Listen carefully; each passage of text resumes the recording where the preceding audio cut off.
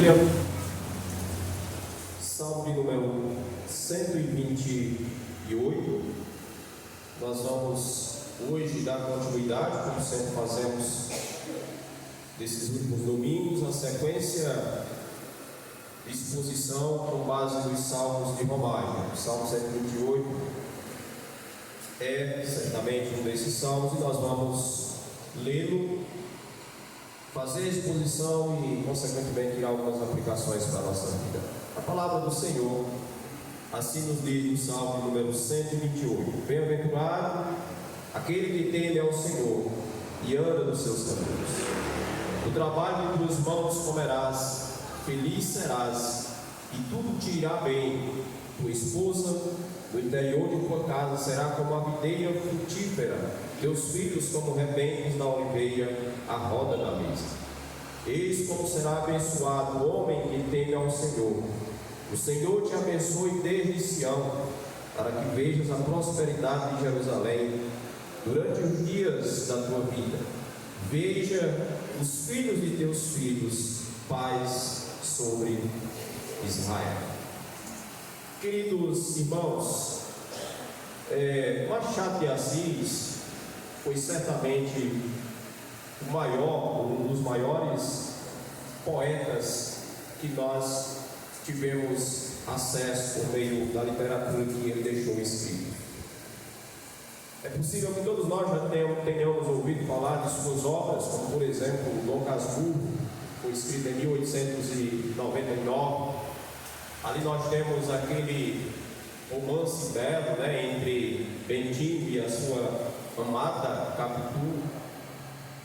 Memórias Póstumas também de Brás Cubas foi escrita por Machado de Assis em 1881. E nesse livro, Machado de Assis descreve a morte de alguém, ou melhor, o personagem principal desse livro é uma pessoa que narra a sua própria morte. Por isso o título do livro, Memórias Póstumas de Brás Cubas. Mas Machado de Assis também escreveu Jacó e Esaú, um livro que foi escrito em 1904, quando naquele período nós já tínhamos uma república, mas resquícios do império ainda estavam presentes. E Machado de Assis escreve esse livro com esse título justamente para descrever a briga que existia politicamente falando entre dois irmãos. Jacó e Esaú, portanto, é uma alusão ao Jacó e ao Esaú, lá do Antigo Testamento, no livro de Gênesis, aquela história que nós conhecemos, inclusive uma narrativa também que nos desperta muita atenção em nós. Mas o ponto que eu li de Machado de Assis que mais me causou reflexão foi aquele que talvez tenha o título mais tenebroso e mais bizarro de todas as suas obras, que é o conto chamado A Igreja do Diabo. A Igreja do Diabo foi escrito pelo Machado de Assis em 1884. Machado de Assis descreve nesse conto o desejo que Satanás tinha de abrir a sua própria igreja. Ele então, tendo isso como propósito, vai até Deus pedir permissão para que ele possa fazer isso. Deus então faz uma pergunta para o diabo: por que você quer abrir a sua igreja? Aí ele diz o seguinte: porque todo mundo tem a sua, por que eu não posso ter a minha? E Deus então vai e permite que ele abra a sua igreja. Nos primeiros dias, evidentemente, que a igreja lotou. De 2 semanas em diante, a igreja crescia cada vez mais, sem nenhum trabalho específico, mas apenas porque ali tinha apenas uma regra. Quando Satanás vinha conversar com os membros de sua igreja, ele dizia o seguinte: para vocês ficarem aqui, vocês precisam seguir apenas uma regra. E a regra era: eles não podiam fazer aquilo que era certo, tinham que fazer tudo de forma errada, de forma desordenada. Mas o tempo foi se passando e o povo se cansou de fazer as coisas erradas. E um certo dia, algumas pessoas da igreja de Satanás foram fazer o bem nas praças, levar sopa para as pessoas que precisavam se alimentar, levar agasalhos para as pessoas que de repente eram atingidas pelo frio da noite. Só que essas pessoas foram fazer isso escondidas de Satanás, porque Satanás não podia ver elas E aí alguém de repente passa ali na praça e vê essas pessoas fazendo bem, então vai lá de Satanás e dedura essas pessoas, entrega essas pessoas. Satanás então chama esses membros, exorta eles, evidentemente disciplina eles e diz o seguinte: vocês transgrediram a única regra que nós tínhamos, que era: vocês não podem fazer o bem, vocês estavam fazendo o bem. Esse ponto de Machado de Assis me faz pensar na seguinte situação: o homem nunca estará satisfeito debaixo do sol. O homem nunca estará plenamente feliz enquanto ele não encontrar o real sentido da vida. O homem sempre vai estar buscando algo, ainda que ele tenha toda a liberdade do mundo, que era o caso dos membros da igreja de Satanás, que tinham a liberdade de fazer tudo de errado, mas um dia eles sentiram falta de fazer algo, ou aquela única coisa que era proibida fazer. Isso porque o homem nunca estará satisfeito debaixo do sol, a não ser que ele encontre o real sentido da vida, que é o Senhor Jesus, que é o nosso Deus. Esse salmo foi escrito também naquele período pós-exílio, provavelmente. Nós inclusive temos destacado esses últimos salmos, exatamente colocado eles ali naquele período pós-exílio. Ou seja, depois que o povo volta para o cativeiro, o povo começa a viver algumas experiências. Os salmistas, os autores desses últimos salmos que nós pregamos, portanto, eles estão imaginando aqueles tempos pós-exílicos, aqueles tempos que sucederam depois do cativeiro. E esse salmo é um deles.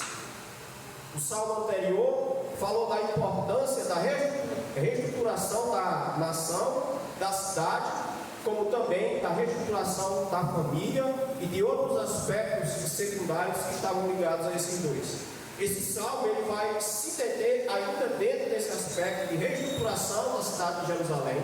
Quando o povo volta com esse propósito de reconstruir a cidade, seus muros, como também o próprio templo que tinha sido destruído há 70 anos.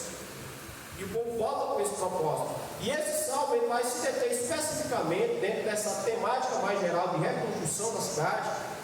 Esse salmo vai destacar mais especificamente a reconstrução da cidade a partir da formação daquele homem que teme a Deus. E ele vai mostrar que feliz é aquele homem que anda nos caminhos do Senhor, que teme os seus mandamentos, que obedecem a sua lei. Felizes são essas pessoas. O salmista, portanto, está pensando naquelas instruções que o israelita recebeu depois que voltou do cativeiro, que estava na cidade de Jerusalém e que estava à procura da felicidade. O salmista está pensando em alguém indo até essas pessoas dizendo o seguinte: feliz é aquele que teme ao Senhor e anda nos seus caminhos. Esse salmo, portanto, tem como propósito mostrar que vale a pena temer a Deus, que vale a pena viver diferente dos samaritanos que estavam naquela cidade e que não temiam a Deus. O salmista está dizendo: vocês que temem ao Senhor, vocês não estão temendo ao Senhor em vão, mas vale a pena. E por que vale a pena servir ao Senhor? Dito isto, eu queria convidar os amados irmãos a meditarem nesse salmo a partir do seguinte tema: a felicidade daquele que teme ao Senhor e anda nos seus caminhos. Aquele que teme ao Senhor é feliz, é bem-aventurado. O salmista começa fazendo a sua descrição exatamente com essas palavras, dizendo que feliz é aquele que teme ao Senhor e anda nos seus caminhos. De acordo com esse salmo, a felicidade daquele que teme ao Senhor está relacionada a 3 aspectos básicos. E quais são esses aspectos? Quais são esses fatores que faz com que a gente imagine uma pessoa feliz se porventura buscar esses fatores? O que uma pessoa feliz precisa ter para ser considerada assim? O que uma pessoa feliz tem? Afinal de contas, o que é uma pessoa feliz? O que ela precisa ter para ser feliz? De acordo com a visão do salmista, a pessoa que é feliz, ela tem um trabalho abençoado. E ela é feliz porque teme ao Senhor, mas como consequência ela tem um trabalho abençoado. Veja o que diz no versículo 2. Ele diz assim para a gente: do trabalho de tuas mãos comerás, feliz serás e tudo te irá bem. Essa sentença que o salmista coloca, do trabalho de tuas mãos comerás, o pensador chamado Alan Erro, ele diz o seguinte: os que andam em conformidade com a lei do Senhor recebem a bênção e o privilégio de comer os frutos do seu labor, do seu trabalho. É como se esse autor estivesse dizendo o seguinte: aquele que teme ao Senhor, ele é feliz, porque o seu trabalho vai dar o suficiente para ele viver, e até mais do que o suficiente. Ele não vai precisar mendigar, ele não vai precisar roubar de quem tem, ele não vai precisar passar as necessidades mais básicas. A Bíblia não diz que o fiel, que o crente vai ter muita riqueza, embora em muitas ocasiões isso aconteça, em muitas situações isso aconteça. Mas a Bíblia garante que aquele que é justo, que teme ao Senhor, ele terá o suficiente, vindo da provisão do nosso Deus, para viver. Ele não vai ter o que ele quer, mas ele vai ter o que ele precisa, se ele for justo, se ele for fiel ao Senhor. Então é exatamente isso que o salmista está dizendo no versículo 2, quando ele diz: trabalho com as mãos comerás, feliz serás, e tudo te irá bem. Tudo te irá bem. Nesse contexto aqui, aquele que teme ao Senhor, meus irmãos, teria também uma vida pacífica, porque o texto diz: feliz serás e tudo te irá bem. E uma vida pacífica, naquele contexto, era uma vida sem a presença dos saqueadores do roçado, do fruto do roçado. A gente falou aqui no domingo passado que era muito comum nesse contexto aqui agrícola, em tempo da colheita, os saqueadores vinham justamente no tempo da colheita para furtar o fruto do trabalho daqueles que plantaram suas roças. Eles vinham exatamente naquela época certa, e eles sabiam. Quando o trigo já estava pronto para ser colhido, então eles apareciam. E se porventura o dono tivesse ali vigiando o fruto do seu trabalho, eles o matavam, ou então eles forçavam ele a sair, entregando assim todo o trigo, toda a colheita que estava ali por causa do trabalho que foi feito por aquele dono do roçado. Então isso era muito comum acontecer. Mas quando o salmista diz que feliz serás e tudo te irá bem, ele está imaginando isso. Ele está dizendo o seguinte: não vai acontecer esses episódios tristes e inesperados.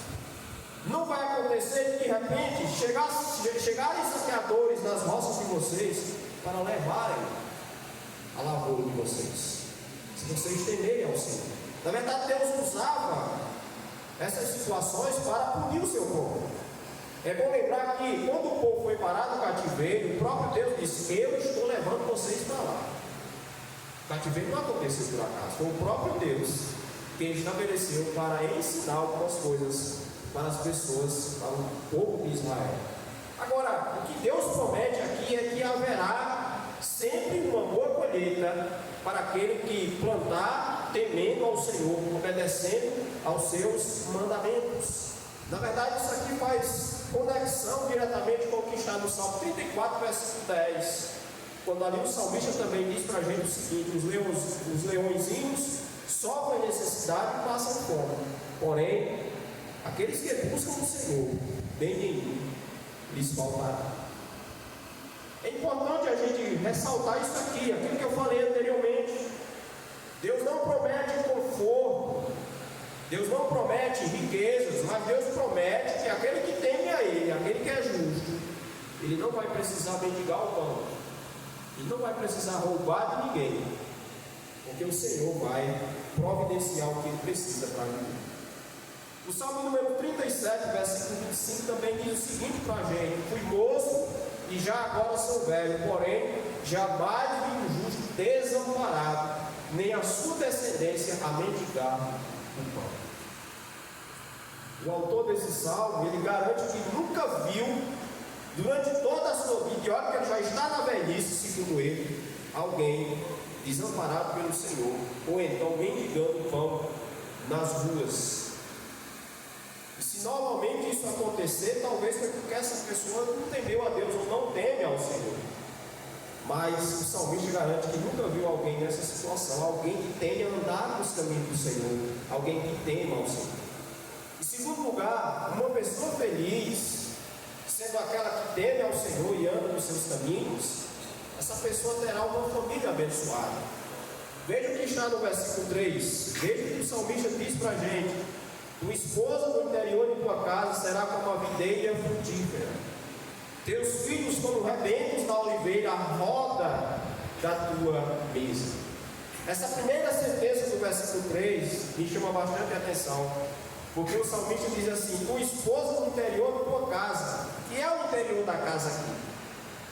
Eu estava analisando essa palavra, que é justamente uma palavra só, e o interior da casa é como se fosse o coração dela. E o coração da casa, nesse contexto, é a cozinha. É aquele lugar mais ou menos frequentado atualmente por nossas esposas, principalmente aquelas que trabalham e têm uma carga de trabalho muito pesada lá fora, né?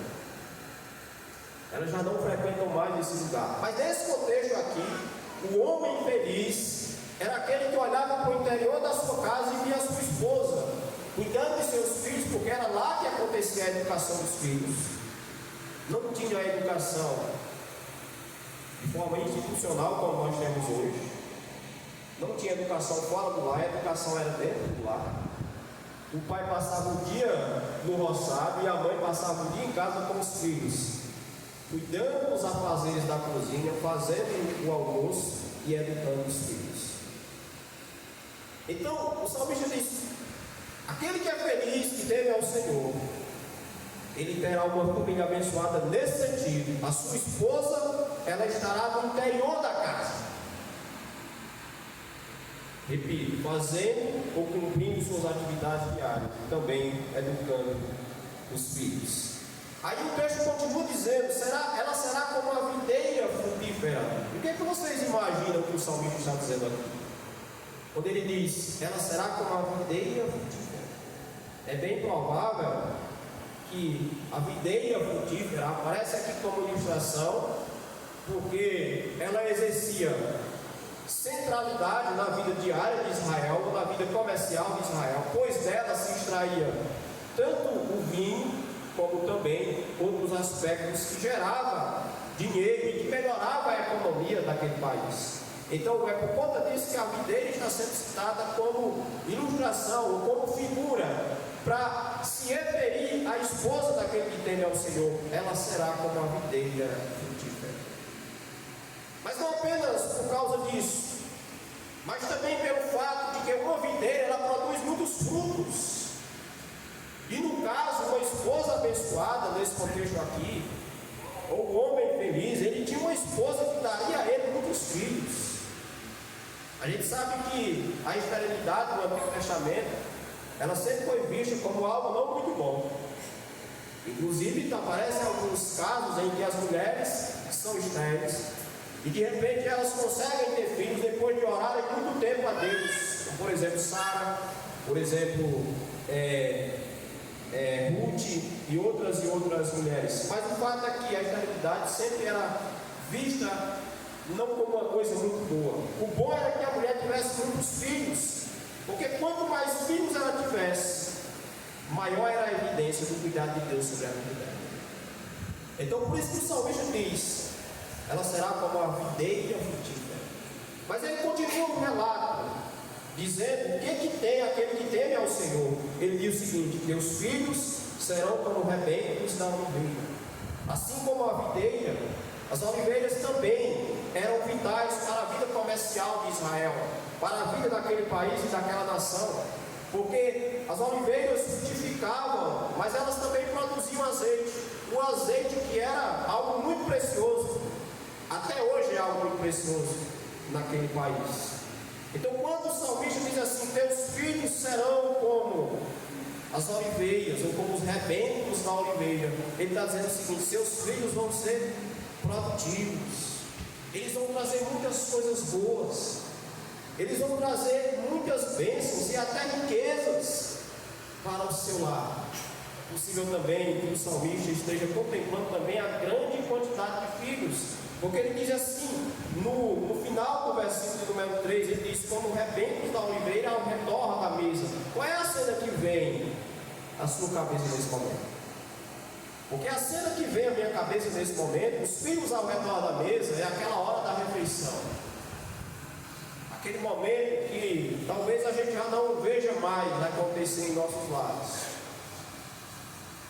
Mas é aquele momento em que o pai reunia ao redor da mesa todos os seus filhos, e olha que eram muitos filhos, 12, 13, 14 filhos. O avô paterno, ele teve 22 filhos, melhor, a minha avó, né?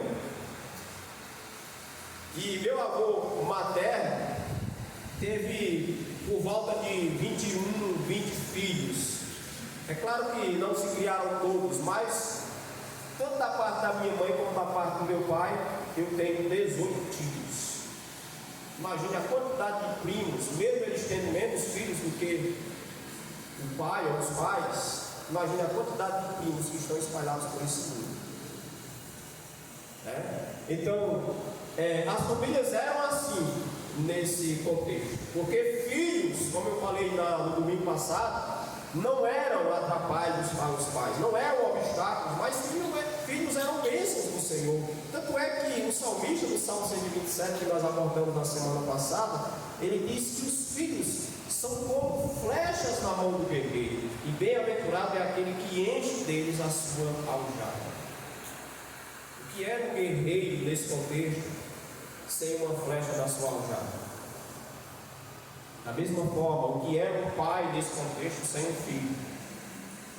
Era simplesmente um homem que não era abençoado por Deus, porque ele era ou estava vulnerável. Se porventura alguém lhe atacasse, ele não tinha nenhum filho para defender, ele não tinha nenhum filho para exercer a defesa, e isso não era bom.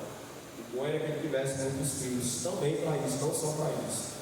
Mas ao redor da mesa reflete justamente a imagem de uma família, o pai e a mãe ali ao redor da mesa reunindo a grande quantidade de filhos na hora da refeição. E essa cena ela é belíssima, embora a gente não vivencie mais isso em nossa vida. Hoje a gente tem uma dificuldade lá em casa de reunir os meninos ao redor da mesa, apesar que desde pequeno que a gente trabalha isso na cabeça deles. Aí de vez em quando eles ainda pegam o prato e querem comer lá no sofá, assistir televisão. Na nossa casa isso é terminantemente proibido. A gente faz questão de dizer a eles que na hora do almoço a gente precisa estar ali ao redor da mesa, até porque naquele momento que nós ensinamos a eles a agradecer em primeiro lugar ao Senhor pela comida que está sobre a mesa, para que eles cresçam aprendendo que foi Deus quem colocou aquele alimento ali, que é Deus o doador da vida, que é Deus quem sustenta a cada um de nós. Mas se fechar, eles vão lá para o sofá, eles vão para cima da cama, eles vão comer andando no meio da casa, né? Porque, como falei, isso já não é mais uma prática tão comum em nossos lares, em nossas casas, mas isso era comum no Antigo Testamento. O terceiro e último aspecto, ou fator, que descreve uma pessoa feliz porque teme ao Senhor, é que essa pessoa terá uma nação abençoada. Vejam o que diz nos versículos 5 e 6: o Senhor te abençoe desde Sião, para que vejas a prosperidade de Jerusalém durante os dias da tua vida. Vejas os teus filhos, vejam os filhos de teus filhos, melhor dizendo, paz sobre Israel. O que o salmista está apontando, dizendo aqui, é que uma pessoa feliz, aquela que teme ao Senhor, ela terá uma posteridade abençoada, ela terá uma descendência abençoada, como também a sua nação será abençoada. Quando ele diz assim, o Senhor te abençoe desde Sião, João Calvino, comentando essa sentença, ele diz o seguinte: provavelmente o salmista está pensando em Sião, fazendo referência não só à cidade, ou ao monte Sião, mas fazendo referência à presença do próprio Deus, do templo, que foi construído naquele monte, exatamente para simbolizar e para marcar a presença de Deus ali naquele lugar. Então, quando o salmista diz que ele será abençoado, ou o Senhor vai abençoar ele desde Sião, ele está pensando exatamente nesse aspecto. Porque a alegria de todo israelita, meus irmãos, a alegria de todo hebreu nesse contexto aqui, consistia exatamente em ver a prosperidade contínua do templo, como também da cidade, mas principalmente do templo, Lembrem-se que o templo é a construção daquela réplica do tabernáculo que surgiu desde o deserto para simbolizar a presença de Deus. O que Deus disse para o povo acerca do tabernáculo? Façam um tabernáculo, e sempre que vocês chegarem a um lugar, a primeira coisa que vocês devem fazer é montar um tabernáculo no meio do acampamento para simbolizar a minha presença. Posteriormente, com Salomão, o templo foi construído. E uma vez que aquele templo foi construído, a presença de Deus era simbolizada pelaquela construção, por aquele lugar. Então, quando o salmista diz: o Senhor te abençoe desde Sião, ele está dizendo: o Senhor te abençoe desde a sua casa, desde a igreja, que seria a igreja de hoje, né? Seria um lugar onde Deus estabeleceu e reservou para reunir o seu povo em adoração a Ele. O salmista aqui diz que, se nós tivermos temor ao Senhor, a bênção divina, ela não ficará apenas para nós, mas ela será estendida àqueles que estão ao nosso redor, como também às nossas famílias e até mesmo a nossa nação, até mesmo o nosso país. Aqui eu me lembro de um texto, do Salmo número 33, versículo 12, quando o salmista ali diz: feliz é a nação cujo Deus é o Senhor, e o povo que Ele escolheu para a sua herança. O Brasil não é uma nação feliz a partir desse princípio, porque o seu Deus não é o Senhor.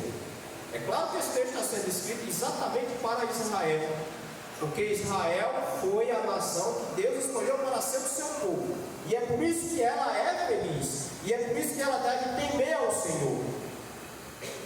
Jamais isso vai se aplicar a qualquer outro país, não é só ao Brasil, mas a qualquer outro país que não tema e que não serve ao Senhor, ou que suas pessoas, seus filhos não servem ao Senhor. Eu quero finalizar fazendo algumas aplicações.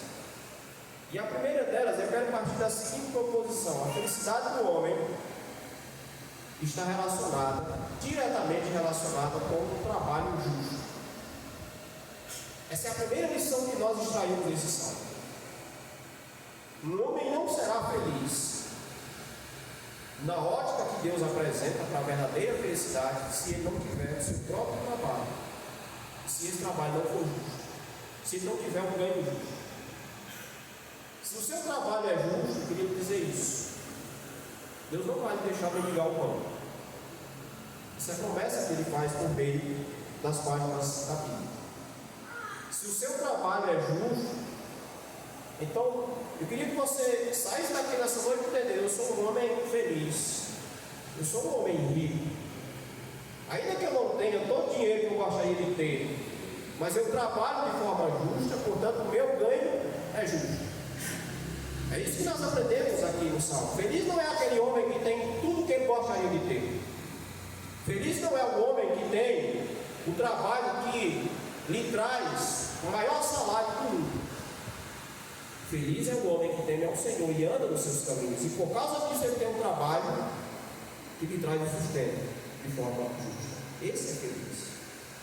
E é a Bíblia que está dizendo isso. Portanto, não subestime o seu trabalho. Se ele é justo, então se alegre com isso. Se alegre, mesmo que você não tenha adquirido, por meio do seu trabalho, todo o dinheiro que você gostaria de ter. Aí você tem adquirido o que é necessário para você viver, sem mendigar, sem passar fome, sem roubar, sem tirar das pessoas. Isso é, ou essa é a verdadeira felicidade. A recompensa do seu trabalho e do temor que você exerce para com o Senhor, ela vai chegar, porque é isso que a Bíblia diz e a Bíblia não mente. A outra aplicação que eu quero fazer é, a partir da seguinte proposição: a felicidade, ou a verdadeira felicidade, ela está relacionada com uma família ao redor da mesa. E aí você pode estar pensando: mas aquele que não tem uma família para reunir ao redor da mesa, ou para juntar ao redor da mesa, ele não é feliz? Ele pode até ser, mas ele não é completamente feliz a partir da perspectiva de felicidade apresentada pelo salmista nesse texto que nós lemos, ou seja, no Salmo número 121. Talvez você não ande tão feliz com a família que você construiu, Porque talvez lá você tenha integrantes que são difíceis, são carne de pescoço. Talvez você tenha até alguns que não falam com você e, consequentemente, você não fala com essas pessoas. E olha que não é tão difícil encontrar pais que não falam com os filhos, né? Eu já encontrei isso, e filhos que não falavam com os pais. Então, talvez, se porventura isso tiver acontecido, você não esteja tão feliz com a família que você construiu. Mas a pergunta que eu quero fazer é: você construiu a sua família a partir do temor do Senhor? A pessoa que você escolheu para construir sua família temia ao Senhor? Você fez essa escolha temendo ao Senhor? Porque se você fez essa escolha temendo ao Senhor e escolheu uma pessoa para construir uma família que também temia ao Senhor, é certo que o Senhor vai lhe abençoar com esses aspectos que caracterizam a verdadeira felicidade. Não há dúvida quanto a isso. Talvez muitos não entendam e questionem o Senhor: por que eu não tenho uma família como eu gostaria de ter? Talvez a pergunta, ou melhor, a resposta para essa pergunta esteja lá no início, quando essa família começou a ser construída. Como é que eu construo uma família e posso almejar dela felicidade? Eu posso imaginar que ela vai me trazer felicidade? É a partir do temor a Deus. É escolhendo alguém que Deus aprova e que teme a Ele. E a aprovação de Deus não passa, evidentemente, pela maior beleza, pela maior riqueza, mas simplesmente pelo temor que tem no coração dessa pessoa.